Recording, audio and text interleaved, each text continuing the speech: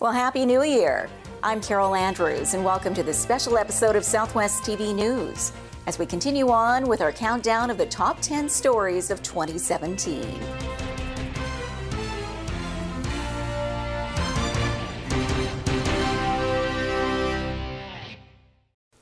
In at number 5, former NHL player Theo Fleury was in swift currents, bringing the Victor Walk.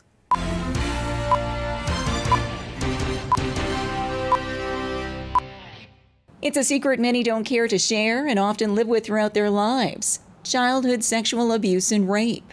Yet 1 in every 2 girls and 1 in 3 boys will experience unwanted sexual advances before the age of 18, followed by years of living with the shame, guilt, and often dark thoughts of suicide. Former NHL player Theo Fleury is one of those individuals, after being sexually assaulted on numerous occasions by his former junior hockey coach Graham James. Fleury shared his story later in his adult life through his autobiography Playing with Fire, followed by Conversations with a Rattlesnake. Now a best-selling author and advocate for victims of childhood sexual abuse, Theo Fleury is busy traveling around the world speaking at various engagements, helping others tell their story and find a sense of peace.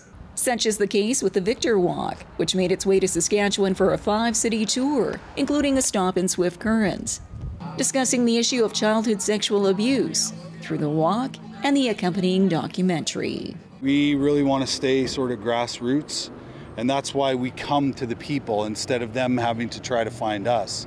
And all of us, at the Breaking Free Foundation, that's why we get out of bed every day, is to try to find that one person who needs that help and sort of a soft place to land and feel safe and comfortable, and so far that formula has worked. Fleury adds that being a source of inspiration and hope for others is a path he never anticipated in his life. 14 years ago I had a fully loaded pistol in my mouth ready to pull the trigger. Not because I wanted to die, but because I was completely exhausted from living in emotional pain and suffering my whole entire life, and I tried everything on the planet to get rid of it, and it wasn't until I found my own voice that my life changed forever. And so, that's why when we do these walks, that's sort of the tagline is, hey, we're here to provide a place for you to find that voice, because I believe in the healing process from childhood rape and childhood sexual abuse is that, we all think that we're the only people that are going through it and that nobody else is having this experience. And what we've learned is that it's actually common. Gratifying work through his Breaking Free Foundation, which offers grants to individuals seeking counseling after being victimized by childhood sexual abuse, but lack the financial means to seek help. A path that has now brought Theo Fleury full circle, while feeling a sense of peace and purpose in life. I always thought I was just a hockey player, but through all of these hardships and struggles and all that stuff, I found the true purpose of why I'm supposed to be here, and so, for many years I used to have control of everything. And September 18th of 2005, I hit my knees and I turned my will and my life over to the universe, and I said, "You run my life," and ever since then it's been amazing. The Victor Walk started in 2013 in Toronto and has now become an annual event, visiting a different Canadian province each summer. More information on the Victor Walk and the Breaking Free Foundation can be found online.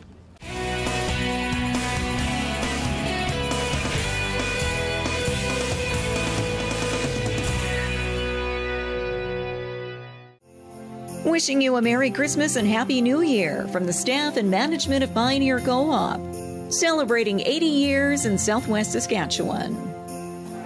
Wishing you the best this holiday season and into the new year from Mayor Dennis Perreault, City Council, and staff of the City of Swift Current. Merry Christmas and Happy New Year from the management and staff of Chinook Refrigeration and Air Conditioning, serving Southwest Saskatchewan since 1976.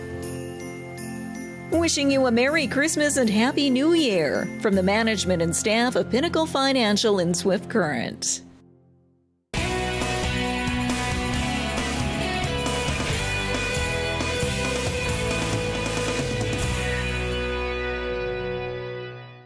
Our fourth biggest story of 2017 surrounds the new Chinook Power Station site outside of Swift Current, as we bring you this update on a major SaskPower project.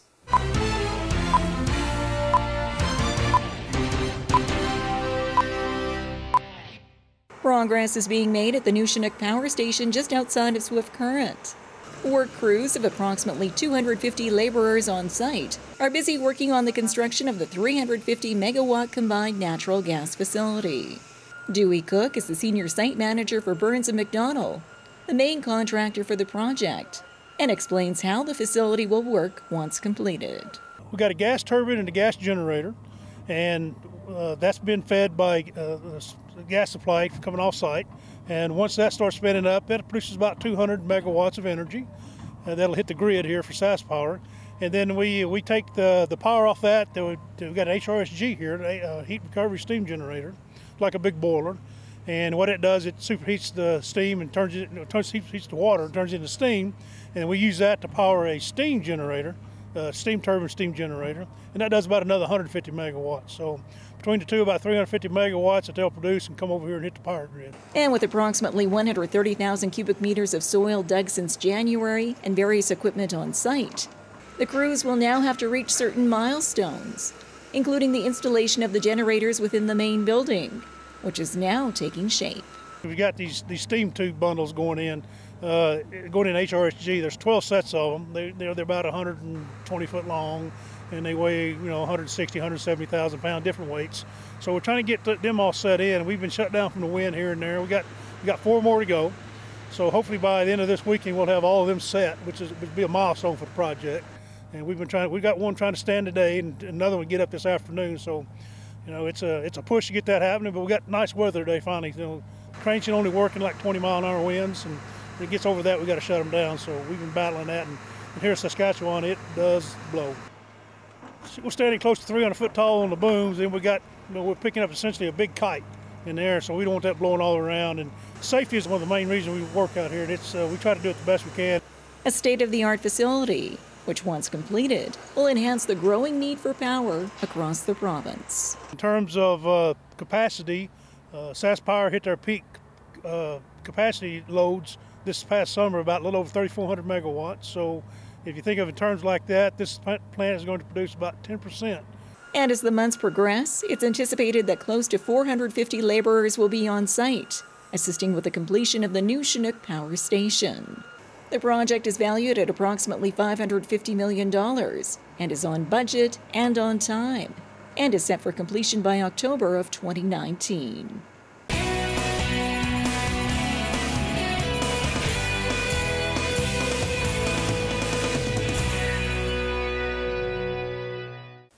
Library supporters in Swift Current took to the streets voicing their concerns over provincial budget cuts.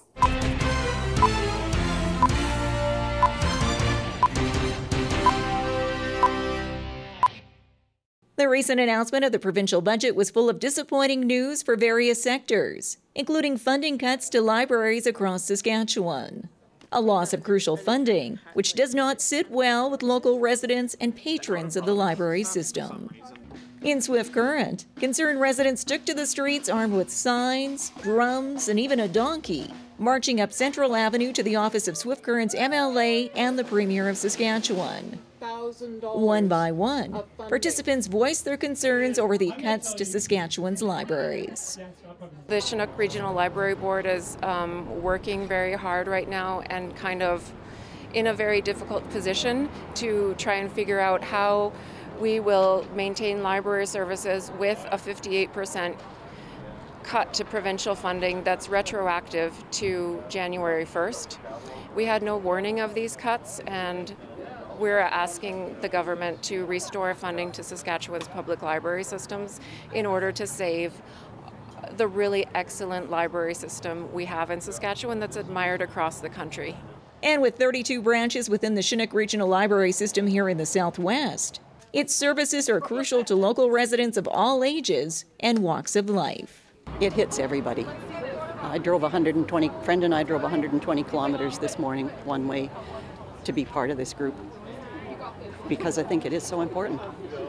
Saskatchewan libraries have provided a link to all the knowledge in the world in a concrete form for the people of Saskatchewan for over 100 years. And the idea that that is going to be taken away from us with no warning and with no real reason is frightening. Overall changes to the library system across the province, which the youth are voicing their concerns for as well. There's a lot of youth in there who they depend on the computers, the printers, and all the books and stuff like that, you know, and I think if, you know, libraries were to start closing down, it would have a huge negative impact on youth in terms of education. And with over 250 protesters in Swift Current alone on the same day as similar rallies were held across the province, organizers continue to encourage local residents to show their support for their community library through petitions and other forms of communication to their local MLA. And I think these 58% cuts to Saskatchewan's public library system are really false economy. It's going to cost our communities so much more in the long term than the government is saving on these cuts. Approximately 100 individuals are employed in the Southwest through the Chinook Regional Library System.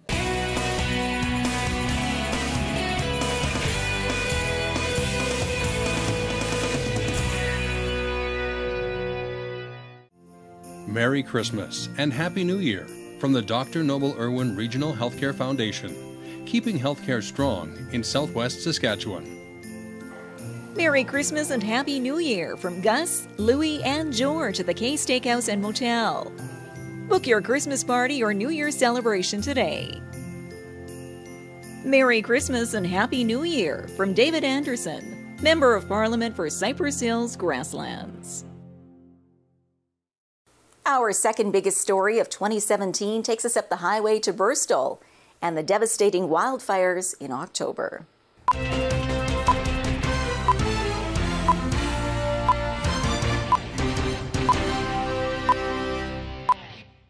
Strong gusty winds at over 100 kilometers per hour blew across southwest Saskatchewan on Tuesday, causing damage to numerous communities, uprooting trees and downing power lines, leaving many without service for several hours. The trail of devastation was at its worst in the Burstall area, where wildfires burned into the wee hours of the night, forcing the evacuation of residents from Burstall and Leader, bringing these communities and volunteers into action. And we were thinking of how we could support our community of Burstall, our neighboring community of Burstall, and how we could help them.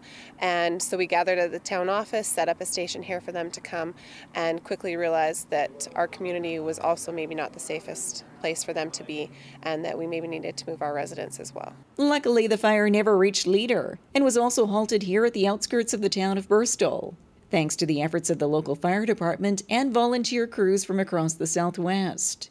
Russell Job is the fire chief for the town of Burstall and explains how the day unfolded. Around 1 o'clock in the afternoon. We actually noticed smoke over at Hilda first, then we got the call. We went over to Hilda to help them fight. It got out of control, came back here and continued to fight it till after midnight. And as these volunteers hung up their hats and took a much-deserved break at the end of the day, some were facing a harsh reality closer to home. I'm one of the volunteer firefighters here in Burstall, and we were out at the 41 and I came back to the yard to get some fuel. Drove through the smoke to get here, and as I was fueling up my truck, the smoke lifted a little bit and I was able to see the flames coming.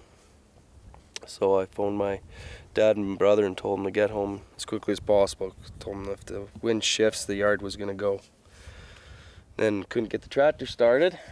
Batteries were dead in it. And by then it was too late to try and grab stuff out of the house. Years of memories are all that's left among these smoldering embers of a family homestead spanning 40 years and several generations. Raised 3 kids here.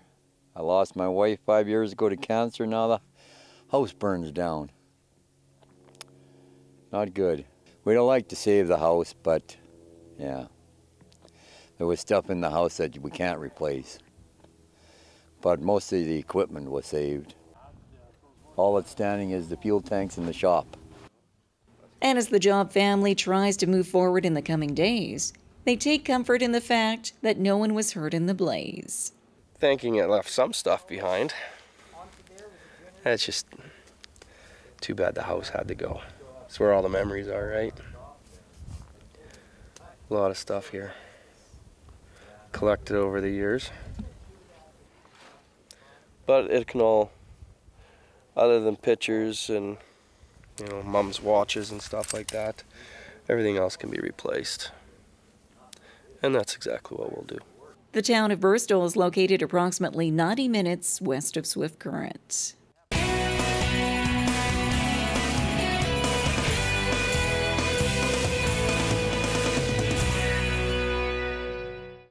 Well, have you guessed what the #1 story of 2017 is? #1 belongs to Saskatchewan Premier Brad Wall.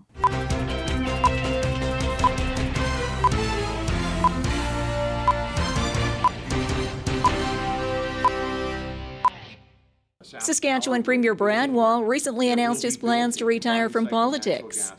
And as the Saskatchewan Party prepares to choose a new leader, we now take a look back at Brad Wall's history as MLA here in Swift Current, since SWTV News first opened its doors in 2005. Despite the many challenges of being an MLA, Wall's commitment to his home riding never waned over the years, even from the days of being leader of the official opposition, where he often raised concerns over numerous issues, from the economy to health care. We're this country's second largest producer of oil and third largest producer of gas. Commodity prices are good on uranium and on some other minerals. Obviously agriculture, a large part of that sector is in tough. But we should not be shedding jobs, and to lose 7,000 plus is unspeakable. And it speaks to the fact that we have to change the kind of economic and political leadership we have in the province.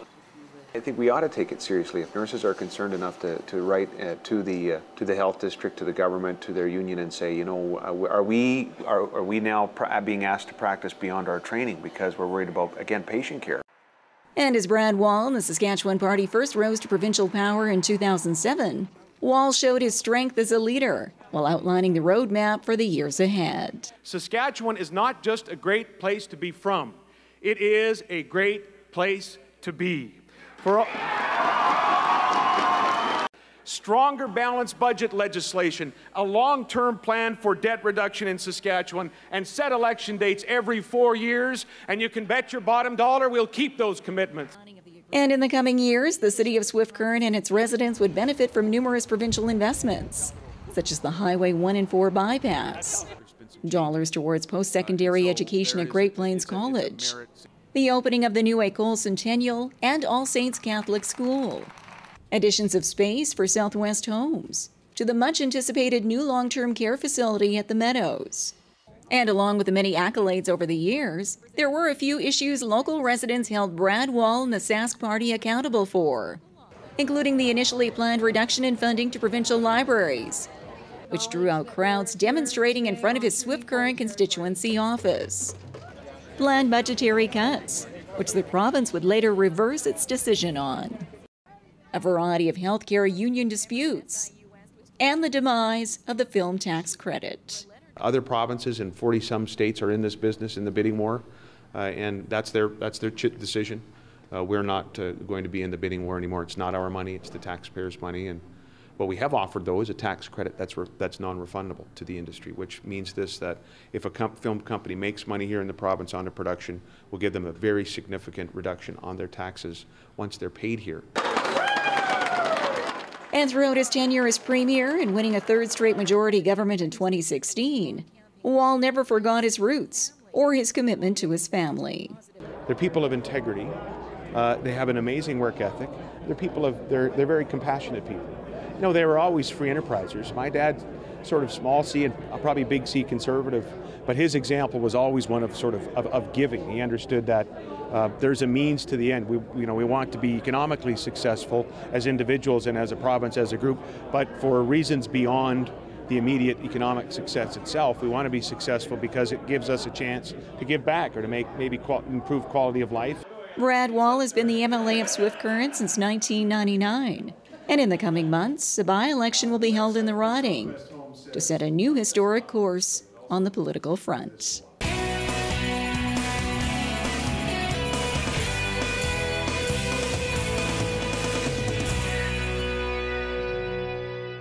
For over 12 years, Southwest TV News has provided the visuals for the defining moments in our community. Support your community and help us to continue our work. Support our sponsors by watching the ads on YouTube and by clicking the ads on our website. Pennies per click, which will help us continue to bring you the award-winning news coverage you've come to expect from Southwest TV News. Well, this wraps up our countdown of the top 10 news stories of 2017. From all of us here at Southwest TV News, we wish you and yours all the best in the coming year. Thanks for joining us here today. I'm Carol Andrews.